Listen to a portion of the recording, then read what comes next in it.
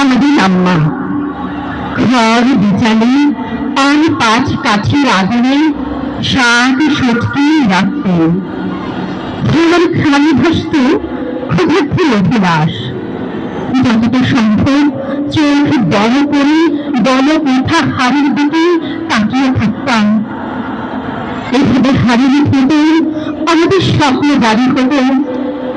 ঢাকার চেয়ে বড় কোনো স্বপ্ন ছিল না, এখনো নেই। আম্মা বড় আগে ঘনিষ্ঠ সংসার করতেন আব্বার সঙ্গে। তিনি একটু ফুরসত পেলে পুকুর পাড়ে প্রতি ছায়ায় বসতেন। আম্মা প্রতি ছায়ায় বসে কোন ভাবনায় তাড়িত হতেন আমরা কোনোদিন জানতেই পারিনি। আমাদের অবিস্মরণীয় অজ্ঞতা এক স্বর্গীয় চেতনায় সৃষ্টি করেছে। আমরা আম্মাকে প্রাণ খুঁজে মানুষ বলতে পারবো না, তবে তার মধ্যে একটা প্রাণ রয়েছে। এই আমরা সংশয়ে মুক্ত ছিলাম। তিনি চিন্তাকে ডুবে ডুবে মাটি থেকে কেটে পদ থেকে বটে জড়ো করতেন। এই বিরল পর্বে তার সৃষ্টিগুলো আমরা চুষে খেয়েছি। এই সময় আমাদের মোবাইল করতে হতো তার রক্ত মাংস দিয়ে। আমরা যখন নয় এক খান ভাতের মতোই উদ্বুদ্ধ করেন। আমরা চাইলে চিনি হয়ে যেতে পারতেন, কেন যে তিনি চিনি হলেন না? আমরা এক সাধুর মোকামের কথা বলতেন। সেখানে নাকি মানুষ মানুষের জন্য অপেক্ষা করে, আর ক্ষণে ক্ষণে চিনি মিলে যান আরেক চিনের কাছে। আমরা সে ওরম বিশ্ব দেখতে দেখতে বিপন্ন হয়ে পড়তেন। আসলে তাকে অচেনা লাগত। আমাদের খেলনা পাতিগুলো গামছায় বেঁধে আব্বাকে দিয়েছিলেন। আব্বা সেগুলো কোথায় যে রেখেছিলেন আর জানা যায়নি। তাই আমাদের খেলনা পাতির উত্তরাধিকার বলতে পাশবাড়ির খেলা দেখা।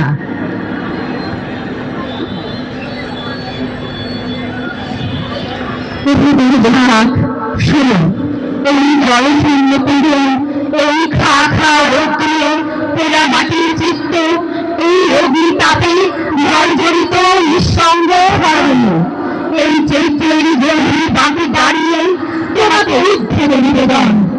নীলিমাকে বাদুরি রঙে সাজিয়ে রাখো এই চৌচির দুঃখ পাঠে।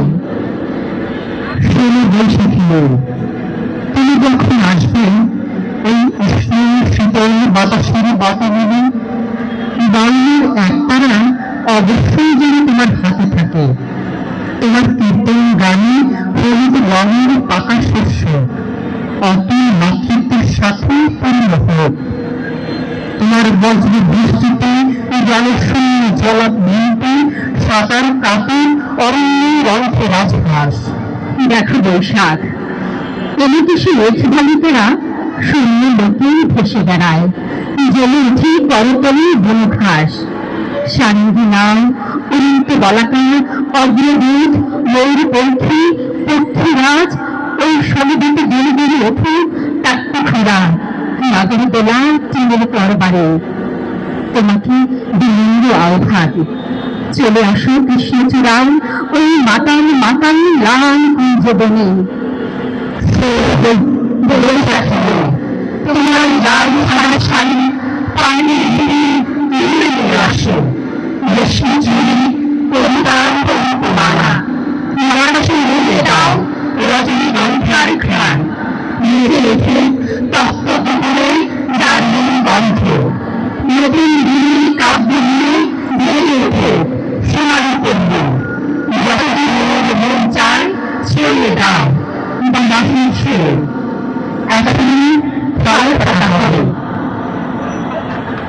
শেষ করছি ভাবমান ভুবন তৎপরতা থেকে। নতুন সূর্যের নিচে তপ্ত হোক সমান দুনিয়ার দাগ। সকলের বৈশাখ, আমি সৌরিছা, অপর অরণ্য, মেঘমেলা।